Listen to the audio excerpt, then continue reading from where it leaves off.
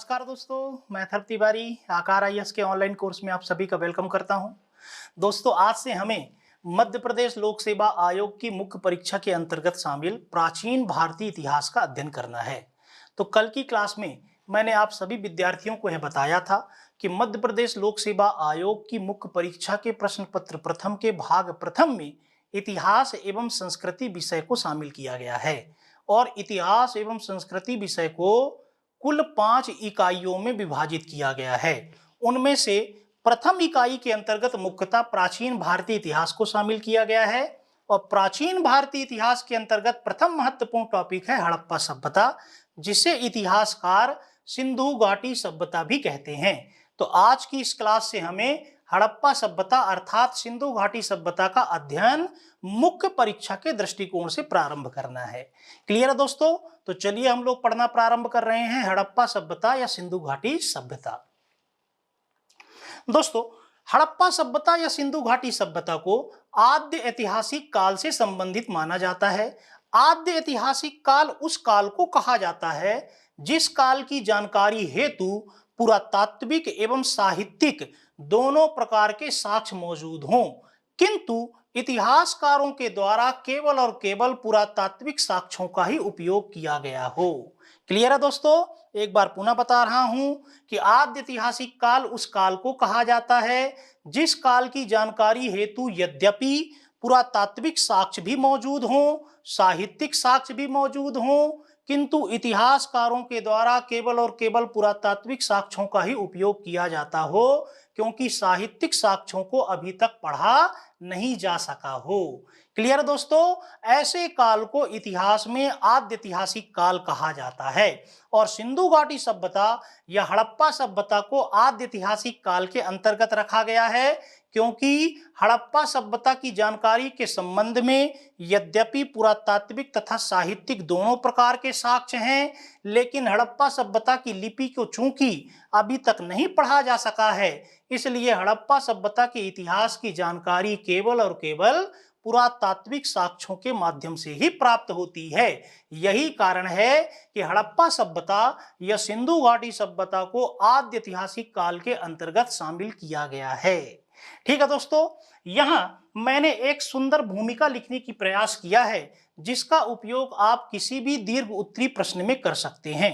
दोस्तों, मैंने यहां लिखा है कि 1921 ईस्वी में राय बहादुर दयाराम साहनी के द्वारा हड़प्पा की खोज ने भारत के इतिहास को 2000 वर्ष पीछे ढकेल दिया। इससे पहले भारत के इतिहास का प्रारंभ वैदिक सभ्यता या वैदिक काल से माना जाता था, किंतु हड़प्पा सभ्यता की खोज ने भारत के इतिहास को मेसोपोटामिया, मिस्र तथा चीन के इतिहास के समान प्राचीन तथा गौरवशाली बना दिया। तो आप इस भूमिका का इस्तेमाल किसी भी दीर्घ उत्तरीय प्रश्न का उत्तर लिखने के क्रम में कर सकते हैं। एक बार पुनः मैं पढ़ करके धीरे धीरे समझा देता हूं। 1921 में राय बहादुर दयाराम साहनी के द्वारा हड़प्पा की खोज ने भारतीय इतिहास को 2000 वर्ष पीछे ढकेल दिया।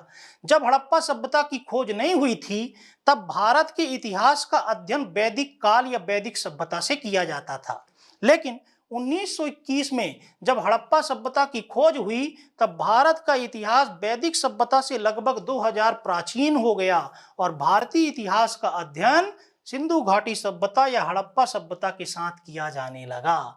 इस तरह से हड़प्पा सभ्यता की खोज ने भारत के इतिहास को मेसोपोटामिया, मिस्र तथा चीन के इतिहास के समान प्राचीन तथा गौरवशाली बना दिया था। क्लियर है दोस्तों? तो आप यदि चाहें तो किसी भी दीर्घ उत्तरीय प्रश्न का उत्तर लिखने के क्रम में इस भूमिका का इस्तेमाल कर सकते हैं। अब आगे हम व्यवस्थित तरीके से हड़प्पा सभ्यता या सिंधु घाटी सभ्यता को पढ़ना प्रारंभ करते हैं। दोस्तों, कल की क्लास में मैंने आपको बताया था कि हड़प्पा सभ्यता से संबंधित 3 नंबर का एक महत्वपूर्ण प्रश्न भारतीय पुरातत्व सर्वेक्षण विभाग से संबंधित पूछा जा सकता है। तो मैं भारतीय पुरातत्व सर्वेक्षण विभाग के संबंध में आपको यह बताना चाहता हूं कि भारत में किसी भी पुरातात्विक महत्व के स्थल की खोज, उसका उत्खनन तथा उसके संरक्षण का कार्य भारतीय पुरातत्व सर्वेक्षण विभाग अर्थात archaeological survey of India department के द्वारा किया जाता है। क्लियर है दोस्तों? तो भारतीय पुरातत्व सर्वेक्षण विभाग का कार्य या उद्देश्य क्या है? किसी भी पुरातात्विक स्थल की खोज करना, उसका उत्खनन करना और उसका संरक्षण करना। भारतीय पुरातत्व सर्वेक्षण विभाग संस्कृति मंत्रालय के अधीन है तथा वर्तमान में दिल्ली में स्थित है।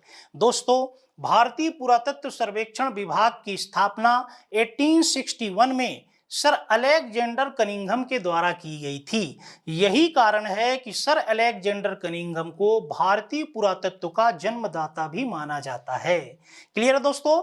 तो यहां से संबंधित दो प्रश्न 3-3 नंबर में पूछे जा सकते हैं या अति लघुत्तरीय प्रकार के पूछे जा सकते हैं। पहला प्रश्न भारतीय पुरातत्व सर्वेक्षण विभाग और दूसरा प्रश्न सर अलेक्जेंडर कनिंघम। क्लियर है दोस्तों? आगे हम यह देखते हैं कि ब्रिटिश सरकार ने शीघ्र ही इस विभाग को धन के अभाव के कारण बंद कर दिया था, लेकिन 1871 में जब भारत के नए वायसराय लॉर्ड मियो बने, तब लॉर्ड मियो ने एक बार पुनः भारतीय पुरातत्व सर्वेक्षण विभाग की स्थापना की और भारतीय पुरातत्व सर्वेक्षण विभाग का प्रथम महासचिव लॉर्ड मियो के समय पे सर अलेक्जेंडर कनिंघम को ही बनाया गया। दोस्तों, जब भारत में वायसराय लॉर्ड कर्जन थे, उनके समय पे 1904 में प्राचीन स्मारक परिरक्षण अधिनियम पारित हुआ और इस अधिनियम के अंतर्गत 1906 में जॉन मार्शल के प्रयासों के परिणाम स्वरूप भारतीय पुरातत्व सर्वेक्षण विभाग को एक स्थायी विभाग बना दिया गया। तो दोस्तों, भारतीय पुरातत्व सर्वेक्षण विभाग की स्थापना यद्यपि 1861 में सर अलेक्जेंडर कनिंघम के द्वारा की गई थी, लेकिन वर्तमान में जिस स्वरूप में भारतीय पुरातत्व सर्वेक्षण विभाग है, उस स्वरूप में भारतीय पुरातत्व सर्वेक्षण विभाग की स्थापना लॉर्ड कर्जन के समय पे 1906 में जॉन मार्शल के प्रयासों के परिणाम स्वरूप हुई थी। ठीक है दोस्तों, तो यहां से संबंधित दो प्रश्न 3-3 नंबर में पूछे जा सकते हैं। पहला प्रश्न आर्कियोलॉजिकल सर्वे ऑफ इंडिया अर्थात भारतीय पुरातत्व सर्वेक्षण विभाग और दूसरा प्रश्न सर अलेक्जेंडर कनिंघम।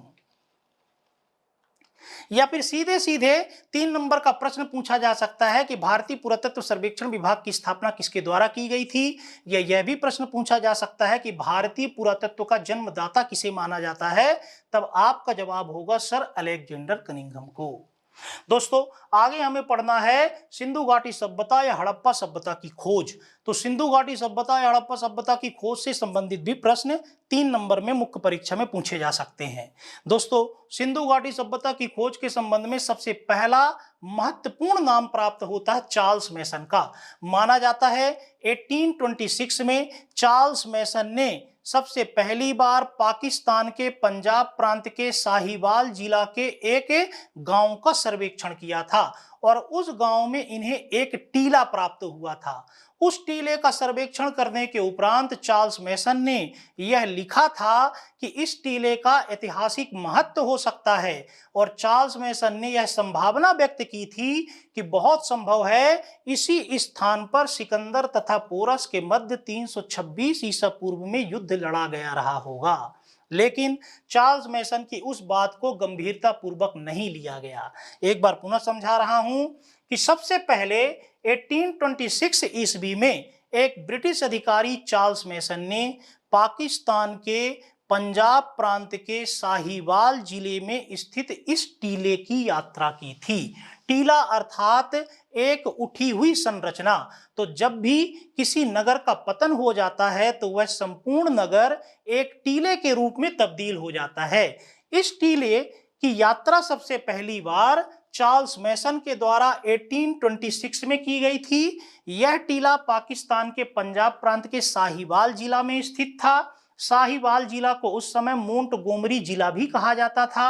आज उसे मोंटगोमरी जिला नहीं बल्कि साहिवाल जिला कहा जाता है। और चार्ल्स मैसन ने जब इस टीले को देखा तब उन्होंने ये संभावना व्यक्त की कि इस टीले का ऐतिहासिक महत्व हो सकता है और बहुत संभव है इसी स्थान पर 326 ईसा पूर्व में सिकंदर तथा पोरस के मध्य हुआ झेलम का युद्ध लड़ा गया रहा होगा। लेकिन चार्ल्स मैसन की उस बात को कोई विशेष महत्व नहीं दिया गया। आगे चल करके 1853 में सर अलेक्जेंडर कनिंघम ने इसी टीले का अवलोकन किया, लेकिन सर अलेक्जेंडर कनिंघम ने इस टीले के ऐतिहासिक महत्व को नहीं समझा। दोस्तों, और आगे चल करके 1856 ईस्वी में ब्रंटन बंधुओं ने इस टीले का सर्वेक्षण किया। माना जाता है ब्रंटन बंधु दो भाई थे जिनके नाम थे जॉन ब्रंटन तथा विलियम ब्रंटन। ये दोनों ही ब्रिटिश इंजीनियर थे और इनको जिम्मेदारी दी गई थी कराची से लेकर के लाहौर तक रेलवे लाइन बिछाने की। माना जाता है कराची से लाहौर तक रेलवे लाइन बिछाने के दौरान इन दोनों भाइयों ने इस टीले का सर्वेक्षण किया और इस टीले से प्राप्त ईंटों का रेलवे लाइन में उपयोग भी किया, लेकिन ये दोनों भाई भी इस टीले के ऐतिहासिक महत्व को नहीं समझ सके। दोस्तों, फिर आगे चल करके 1872 में एक बार पुनः सर अलेक्जेंडर कनिंघम ने इस टीले का सर्वेक्षण किया और 1872 ईस्वी में सर अलेक्जेंडर कनिंघम को इस टीले से कई महत्वपूर्ण वस्तुएं भी प्राप्त हुईं, जैसे उन्हें कुछ प्रस्तर उपकरण मिले, मृदभांड मिले और एक वृषभ मुद्रा भी प्राप्त हुई। वृषभ मुद्रा यानी ऐसी सील या मुहर जिसमें वृषभ अर्थात बैल की आकृति बनी हुई थी। इसके बावजूद भी सर अलेक्जेंडर कनिंघम इस टीले के ऐतिहासिक महत्व को नहीं समझ सके और इसके उत्खनन का उन्होंने कोई प्रयास नहीं किया।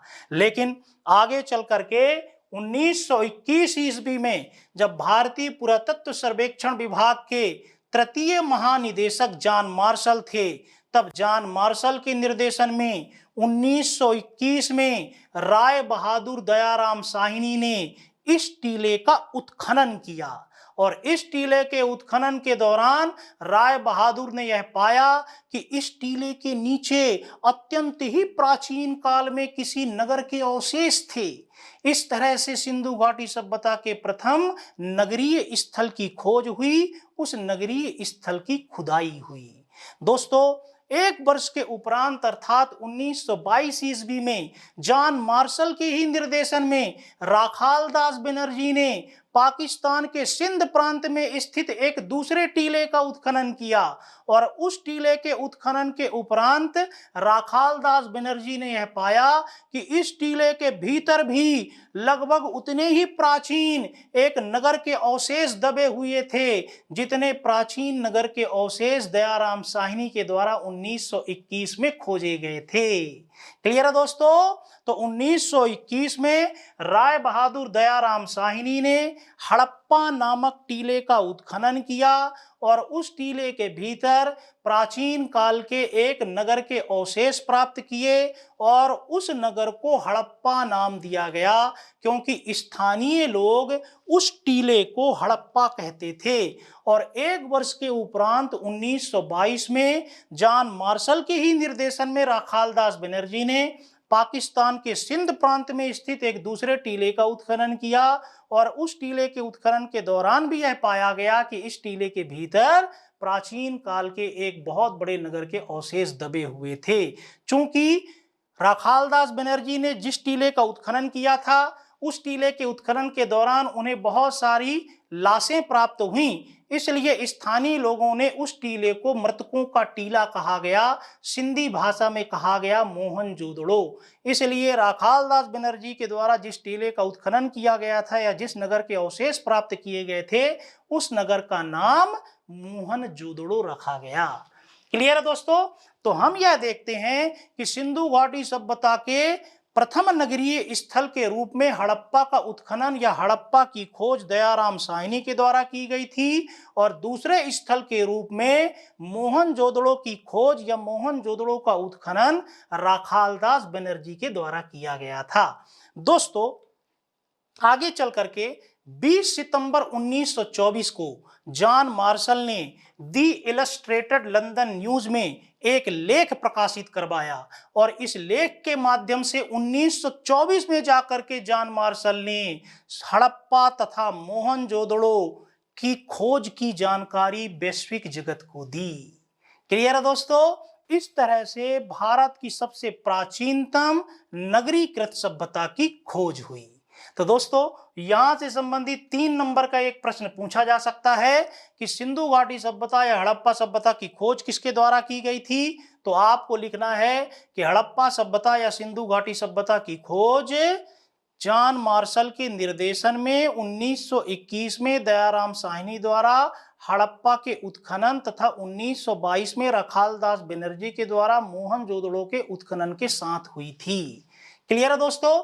या फिर सीधे सीधे 3 नंबर का प्रश्न पूछा जा सकता है कि हड़प्पा की खोज या हड़प्पा का उत्खनन किसके द्वारा किया गया था। तो आपको जवाब लिखना है राय बहादुर दयाराम साहनी के द्वारा। यदि प्रश्न पूछा जाए कि मोहनजोदड़ो का उत्खनन या मोहनजोदड़ो की खोज किसके द्वारा की गई थी, तब आपका जवाब होगा राखालदास बनर्जी के द्वारा। ठीक है दोस्तों, तो खोज से संबंधित भी 3-3 नंबर के प्रश्न मुख्य परीक्षा में पूछे जा सकते हैं। आगे हम देखते हैं सिंधु घाटी सभ्यता या हड़प्पा सभ्यता का नामकरण। तो दोस्तों सबसे पहले जॉन मार्शल ने इस सभ्यता को सिंधु घाटी सभ्यता नाम दिया था, क्योंकि प्रारंभिक स्तर पर इस सभ्यता से संबंधित जिन नगरों की खोज हुई थी वो सभी नगर सिंधु नदी घाटी के आसपास ही पाए गए थे। इसीलिए जॉन मार्शल ने इस सभ्यता को सिंधु घाटी सभ्यता नाम दिया था। लेकिन आगे चल करके यह देखा गया कि इस सभ्यता के ज्यादातर नगरों का संकेंद्रण सिंधु नदी घाटी के आसपास नहीं बल्कि घग्गर व हाकरा नदी घाटी के आसपास था। घग्गर व हाकरा नदी को वेदों में सरस्वती नदी भी कहा गया है। इसीलिए कुछ इतिहासकारों ने इस सभ्यता को सिंधु सरस्वती सभ्यता भी कहा है। तो क्लियर है दोस्तों, इसका पहला महत्वपूर्ण नाम क्या है, सिंधु घाटी सभ्यता। यह नाम किसके द्वारा दिया गया, जॉन मार्शल के द्वारा।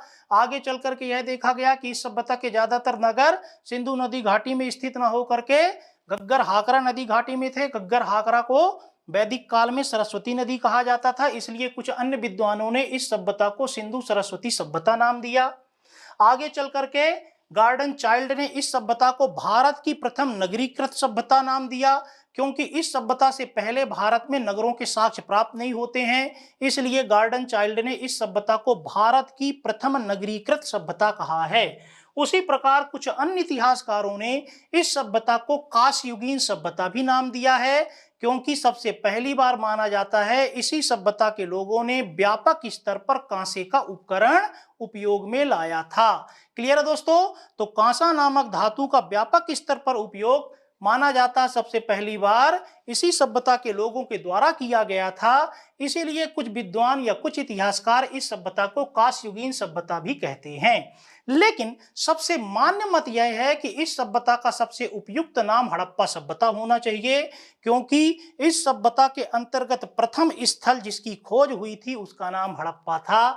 इसीलिए प्रथम उत्खनित स्थल के नाम पर इस सभ्यता का नाम हड़प्पा सभ्यता होना चाहिए। यह मत सर्वाधिक उपयुक्त प्रतीत होता है। तो आपसे 3 नंबर का यह प्रश्न पूछा जा सकता है कि सिंधु घाटी सभ्यता के अन्य नामों का उल्लेख कीजिए। तो आप लिख सकते हैं कि इस सभ्यता को सिंधु घाटी सभ्यता के अतिरिक्त सिंधु सरस्वती सभ्यता भी कहा जाता है, भारत की प्रथम नगरीकृत सभ्यता भी कहा जाता है, कांस्ययुगीन सभ्यता भी कहा जाता है और हड़प्पा सभ्यता भी कहा जाता है। या फिर आपसे प्रश्न पूछा जा सकता है कि सिंधु घाटी सभ्यता का सबसे उपयुक्त नाम क्या होना चाहिए। तो आपका जवाब होना चाहिए हड़प्पा सभ्यता, क्योंकि इस सभ्यता का प्रथम स्थल जो कि खोजा गया था और जिसका उत्खनन हुआ था वह हड़प्पा था। इसीलिए इस सभ्यता का नाम हड़प्पा सभ्यता ही सर्वाधिक उपयुक्त प्रतीत होता है। क्लियर है दोस्तों। आगे हम देखते हैं हड़प्पा सभ्यता का विस्तार या इसका क्षेत्रफल। तो दोस्तों संपूर्ण हड़प्पा सभ्यता या सिंधु घाटी सभ्यता का क्षेत्रफल 12,99,600 वर्ग किलोमीटर माना जाता है। तो यह सभ्यता 12,99,600 वर्ग किलोमीटर भूभाग में फैली हुई थी। माना जाता है कि पूर्व से पश्चिम इस सभ्यता की लंबाई 1600 किलोमीटर तथा उत्तर से दक्षिण इस सभ्यता की चौड़ाई लगभग 1400 किलोमीटर थी। तो पूर्व से पश्चिम इस सभ्यता की लंबाई 1600 किलोमीटर थी, उत्तर से दक्षिण इस सभ्यता की चौड़ाई 1400 किलोमीटर थी। इस सभ्यता का सबसे उत्तरीय स्थल मांडा था, जो कि कश्मीर में चिनाब नदी के किनारे था। सबसे दक्षिणी स्थल दाइमाबाद था जो कि महाराष्ट्र में प्रवरा नदी के किनारे था। सबसे पश्चिमी स्थल सुतकांगेडोर था जो कि बलूचिस्तान में दास्क नदी के किनारे था। और सबसे पूर्वी स्थल उत्तर प्रदेश में स्थित आलमगीरपुर था जो कि हिंडन नदी के किनारे था। तो दोस्तों, सिंधु घाटी सभ्यता का क्षेत्रफल भी 3 नंबर में पूछा जा सकता है। आपका जवाब होगा 12,99,600 स्क्वायर किलोमीटर। पूर्व से पश्चिम इस सभ्यता की लंबाई 1600 किलोमीटर, उत्तर से दक्षिण इस सभ्यता की चौड़ाई 1400 किलोमीटर थी। सबसे उत्तरी स्थल कौन सा था? मांडा जो कि कश्मीर में स्थित था, चिनाब नदी के किनारे था। सबसे दक्षिणी स्थल कौन सा था? दाइमाबाद जो कि महाराष्ट्र में स्थित था और गोदावरी की सहायक नदी प्रवरा नदी के किनारे स्थित था। सबसे पश्चिमी स्थल सुतकांगेडोर था जो कि बलूचिस्तान में दास्क नदी के किनारे स्थित था। और सबसे पूर्वी स्थल उत्तर प्रदेश में स्थित आलमगीरपुर था जो कि हिंडन नदी के किनारे था। क्लियर है दोस्तों? तो यहां से संबंधित प्रश्न भी 3-3 नंबर में पूछे जा सकते हैं। दोस्तों, आगे हम देखते हैं सिंधु घाटी सभ्यता या हड़प्पा सभ्यता से संबंधित महत्वपूर्ण स्थल। तो हड़प्पा सभ्यता से संबंधित स्थल न केवल भारत बल्कि पाकिस्तान तथा अफगानिस्तान के भूभाग से भी प्राप्त हुए हैं। दोस्तों, वर्तमान में हड़प्पा सभ्यता के विकसित चरण से संबंधित लगभग 1500 स्थलों की जानकारी इतिहासकारों को प्राप्त हो चुकी है और उन 1500 स्थलों में से मात्र 7 ऐसे स्थल माने गए हैं जिन्हें हम नगर कह सकते हैं। तो वर्तमान में हड़प्पा सभ्यता के विकसित चरण से संबंधित 1500 स्थलों की खोज हो चुकी है। उन 1500 स्थलों में से 7 ऐसे स्थल हैं जिन्हें हम नगर की संज्ञा दे सकते हैं। वो 7 नगरीय स्थल कौन कौन से हैं? हड़प्पा, मोहनजोदड़ो, चहुंदड़ो, लोथल, कालीबंगा, बनाबली तथा धौलावीरा। क्लियर है दोस्तों? तो सीधे सीधे 3 नंबर में प्रश्न पूछा जा सकता है कि हड़प्पा सभ्यता से 7 ऐसे महत्वपूर्ण कौन से नगर प्राप्त हुए थे, उनके नाम लिखिए। तो आपको लिखना होगा हड़प्पा, मोहनजोदड़ो, चहुंदड़ो, लोथल, कालीबंगा, बनाबली तथा धौलावीरा। माना जाता है स्वतंत्रता प्राप्ति के पश्चात सर्वप्रथम हरियाणा स्थित रोपण नामक स्थल का उत्खनन हुआ था। वहीं स्वतंत्रता के पश्चात सर्वाधिक स्थलों का उत्खनन गुजरात प्रांत में हुआ था। क्लियर है दोस्तों?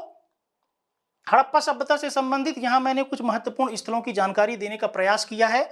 अफगानिस्तान में 2 महत्वपूर्ण स्थल थे, सोरतुघई तथा मुंडीगाक। पाकिस्तान के बलूचिस्तान प्रांत में कुछ महत्वपूर्ण स्थल थे, सुतकांगेडोर, सुतकाकोह, बालाकोट, डाबरकोट तथा राणा घुंडई। इनमें कम से कम 2 नाम आप लोगों को याद होने चाहिए, सुतकांगेडोर तथा सुतकाकोह।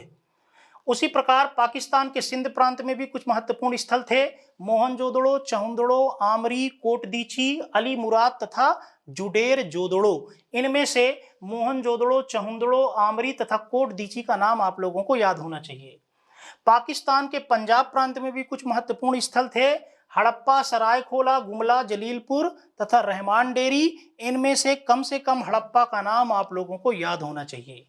भारत के पंजाब प्रांत में भी कुछ महत्वपूर्ण स्थल थे, जैसे रोपण, बारा, संघोल। इनमें से कम रोपण का नाम आप लोगों को याद होना चाहिए। भारत के जम्मू कश्मीर प्रांत में एक महत्वपूर्ण स्थल था मांडा।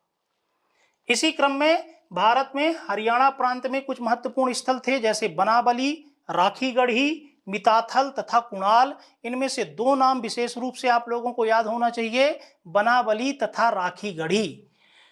भारत के उत्तर प्रदेश प्रांत में भी कुछ महत्वपूर्ण स्थल थे, जैसे आलमगीरपुर, सनौली और हुलास। इनमें से आलमगीरपुर का नाम विशेष रूप से आप लोगों को याद होना चाहिए। भारत के राजस्थान प्रांत में भी कुछ महत्वपूर्ण स्थल थे, जैसे कालीबंगा तथा बालाथल। इनमें से कम कालीबंगा का नाम आप लोगों को याद होना चाहिए। भारत के गुजरात प्रांत में भी कुछ महत्वपूर्ण स्थल थे, जैसे देसलपुर, सुरकोटदा, धौलावीरा। ये गुजरात के कच्छ जिला में स्थित थे। लोथल, रंगपुर, रोजदी, मालवन तथा भगवतराव ये गुजरात के काठियावाड़ प्रायद्वीप में स्थित थे। क्लियर है दोस्तों? तो यहां से संबंधित एक प्रश्न ऐसा पूछा जा सकता है कि सिंधु घाटी सभ्यता के महत्वपूर्ण स्थलों का नाम लिखिए। तो इन महत्वपूर्ण स्थलों की जानकारी आप लोगों को होनी चाहिए। या फिर ऐसा प्रश्न पूछा जा सकता है कि सिंधु घाटी सभ्यता के अंतर्गत पंजाब में जो महत्वपूर्ण स्थल स्थित थे उनके नाम लिखिए, या सिंध प्रांत में जो महत्वपूर्ण स्थल स्थित थे उनके नाम लिखिए, या बलूचिस्तान प्रांत में जो 3 महत्वपूर्ण स्थल स्थित थे उनके नाम लिखिए, या राजस्थान में जो सबसे महत्वपूर्ण स्थल स्थित था उसका नाम लिखिए, या गुजरात के 3 महत्वपूर्ण स्थानों के नाम लिखिए। तो कम से कम इनके संबंध में सारगर्भित जानकारी आप लोगों को होनी चाहिए। क्लियर दोस्तों? मैंने मैप के थ्रू भी इन महत्वपूर्ण स्थलों की जानकारी देने का प्रयास किया है, आप एक बार समझ लीजिए। मैप में ये पहला महत्वपूर्ण स्थल है जो कि है सोरतुघई, ये अफगानिस्तान में स्थित था। दूसरा महत्वपूर्ण स्थल है मुंडीगाक, यह भी अफगानिस्तान में स्थित था। तो पहला है सोरतुघई, अफगानिस्तान में स्थित था। यह है मुंडीगाक, यह भी अफगानिस्तान में स्थित था। तीसरा स्थल है मेहरगढ़, यह पाकिस्तान के बलूचिस्तान प्रांत में स्थित था। चौथा स्थल है मोहनजोदड़ो, ये पाकिस्तान के सिंध प्रांत में स्थित था। पांचवा महत्वपूर्ण स्थल है कोटदीची, यह भी पाकिस्तान के सिंध प्रांत में था। छठवां स्थल है चहुंदड़ो, यह भी पाकिस्तान के सिंध प्रांत में था। सातवां स्थल है आमरी, यह भी पाकिस्तान के सिंध प्रांत में था। एक बार पुनः रिवीजन करा रहा हूं। सोरतुघई अफगानिस्तान, मुंडीगाक अफगानिस्तान, मेहरगढ़ पाकिस्तान, मोहनजोदड़ो पाकिस्तान, कोटदीची पाकिस्तान, चहुंदड़ो पाकिस्तान, आमरी पाकिस्तान। आठवां स्थल है सुतकांगेडोर जो कि पाकिस्तान के बलूचिस्तान प्रांत में स्थित था। नौवां स्थल है मांडा जो कि भारत के जम्मू कश्मीर प्रांत में स्थित था। 10वां स्थल है हड़प्पा जो कि पाकिस्तान के पंजाब प्रांत में स्थित था। 11वां स्थल है कालीबंगा जो कि भारत के राजस्थान प्रांत में स्थित था। 12वां प्रांत है बनावली जो कि हरियाणा प्रांत में स्थित था। 13वां प्रांत है, यह है 13वां प्रांत, यह है रोपण जो कि पंजाब में था। यह है राखीगढ़ी, यह भी हरियाणा में था। 15वां है आलमगीरपुर जो कि उत्तर प्रदेश में स्थित था। 16वां है देसलपुर, 17वां है धौलावीरा, 18वां है सुरकोटदा। ये तीनों स्थान गुजरात के कच्छ जिला में स्थित थे। 19वां है लोथल, 20वां है रंगपुर, ये गुजरात के काठियावाड़ प्रायद्वीप में स्थित थे। 21वां है दैमाबाद जो कि महाराष्ट्र में स्थित था। क्लियर दोस्तों? तो मैंने यहाँ सिंधु घाटी सभ्यता से संबंधित महत्वपूर्ण स्थानों की जानकारी इस मैप के माध्यम से आप लोगों को समझाने का प्रयास किया है। आप इस वीडियो को फिर से देख करके चाहें तो इस तथ्य का रिवीजन कर सकते हैं। दोस्तों आगे हम यह देखते हैं कि सिंधु घाटी सभ्यता का काल निर्धारण। तो सिंधु घाटी सभ्यता के काल निर्धारण के संबंध में विभिन्न विद्वानों ने अपने अलग अलग मत दिए हैं। ये फैक्चुअल इंफॉर्मेशन है, आप चाहें तो इसे याद रखें, चाहें तो यह पार्ट आप छोड़ सकते हैं। जैसे जॉन मार्शल के अनुसार सिंधु घाटी सभ्यता का कालक्रम 3250 ईसा पूर्व से लेकर के 2750 ईसा पूर्व था। अर्नेस्ट मैके के अनुसार 2800 ईसा पूर्व से 2500 ईसा पूर्व तक इस सभ्यता का अस्तित्व रहा। माधव स्वरूप वत्स के अनुसार 3500 ईसा पूर्व से 2700 ईसा पूर्व। मार्टिमर व्हीलर के अनुसार 2500 ईसा पूर्व से 1700 ईसा पूर्व। कार्बन डेटिंग पद्धति के अनुसार 2350 ईसा पूर्व से लेकर के 1750 ईसा पूर्व। RS शर्मा यानी राम शरण शर्मा जिन्होंने NCERT लिखी है पुरानी वाली, उनके अनुसार 2500 ईसा पूर्व से 1800 ईसा पूर्व। वर्तमान में सर्वाधिक मान्य मत RS शर्मा का माना जाता है, जिसके अनुसार हड़प्पा सभ्यता के विकसित चरण का कालक्रम लगभग 2500 ईसा पूर्व से 1800 ईसा पूर्व माना गया है। क्लियर दोस्तों? तो यह प्रश्न भी सीधे सीधे 3 नंबर का पूछा जा सकता है कि हड़प्पा सभ्यता या सिंधु घाटी सभ्यता का काल कब से कब तक माना जा सकता है। तो आप यह लिख सकते हैं कि यद्यपि विद्वानों में मतभेद है, फिर भी NCERT या रामशरण शर्मा के अनुसार इस सभ्यता का कालक्रम 2500 ईसा पूर्व से 1800 ईसा पूर्व था। ठीक है दोस्तों, आगे हम देखते हैं हड़प्पा सभ्यता के नगरों को 3 कालों में विभाजित किया जा सकता है।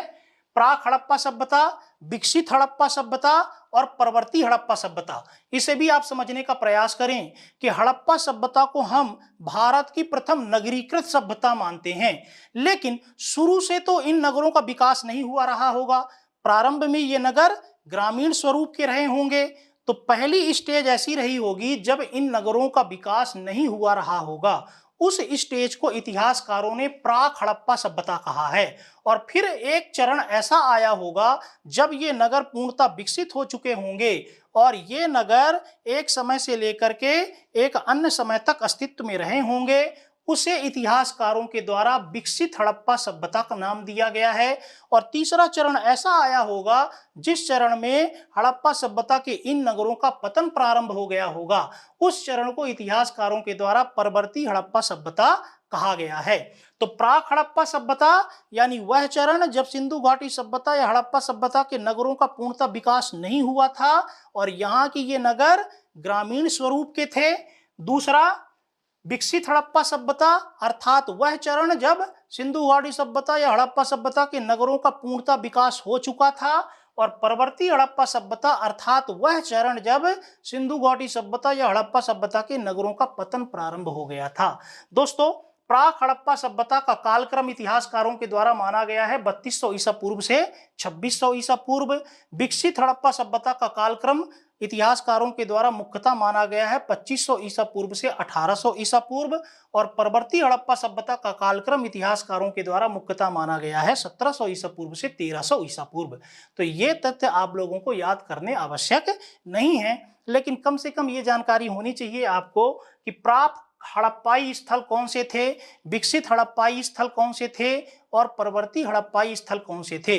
तो प्राक हड़प्पाई स्थल के अंतर्गत अफगानिस्तान स्थित मुंडीगाग, बलूचिस्तान स्थित मेहरगढ़, किलीगुल मोहम्मद, पिरियानो गुंडई, राणा गुंडई, कुल्ली व नाल, सिंध स्थित आमरी कोटदीची, पंजाब स्थित हड़प्पा सरायखोला जलीलपुर, हरियाणा स्थित राखीगढ़ी बनाबली, राजस्थान स्थित कालीबंगा और गुजरात स्थित धौलावीरा आदि को माना जाता है। इनमें से एक दो नाम आप लोगों को याद होने चाहिए ताकि यदि 3 नंबर में प्रश्न पूछा जाए कि किन्हीं 3 महत्वपूर्ण प्राक हड़प्पाई स्थलों के नाम लिखिए तो आप लिख सकें। और विकसित हड़प्पाई स्थलों के नाम तो हमने अभी पढ़े ही हैं, हमने जितने भी नाम इसके पहले पढ़े थे वो सभी विकसित हड़प्पाई स्थल से संबंधित नाम थे। और परवर्ती हड़प्पा सभ्यता से संबंधित गुजरात में 2 महत्वपूर्ण स्थल प्राप्त हुए हैं, रंगपुर और रोजदी। और कुछ ऐसे भी स्थल हैं जिनका अस्तित्व प्राक हड़प्पा काल में भी था, विकसित हड़प्पा काल में भी था तथा परवर्ती हड़प्पा काल में भी था, जैसे सुरकोटदा, धौलावीरा, बनाबली, राखीगढ़ी तथा मांडा। तो ये फैक्चुअल इंफॉर्मेशन है, तथ्यात्मक इंफॉर्मेशन है। आप चाहें तो इसे याद रखें, चाहें तो आप इसे छोड़ सकते हैं। क्लियर है दोस्तों? इस तरह से हमने आज की क्लास में भारतीय पुरातत्व सर्वेक्षण विभाग के संबंध में जानने का प्रयास किया, हड़प्पा सभ्यता की खोज के संबंध में जानने का प्रयास किया, हड़प्पा सभ्यता का नामकरण समझने का प्रयास किया, इसके विस्तार को भी समझा, इससे संबंधित महत्वपूर्ण स्थानों की तथ्यात्मक जानकारी भी प्राप्त की, इसके कालक्रम को भी समझने का प्रयास किया। अगला महत्वपूर्ण टॉपिक है हड़प्पा सभ्यता या सिंधु घाटी सभ्यता का नगर नियोजन। दोस्तों, हड़प्पा सभ्यता के नगर नियोजन से संबंधित एक लघु उत्तरीय प्रश्न पूछा जा सकता है, अर्थात यहां से 5 नंबर का प्रश्न पूछा जा सकता है। इस प्रश्न का उत्तर हमें किस तरह से लिखना चाहिए इसके संबंध में अपनी नेक्स्ट क्लास में पढ़ेंगे। आज की क्लास में बस इतना ही। आप सभी पढ़ते रहें, अपना ख्याल रखें। Thank you very much.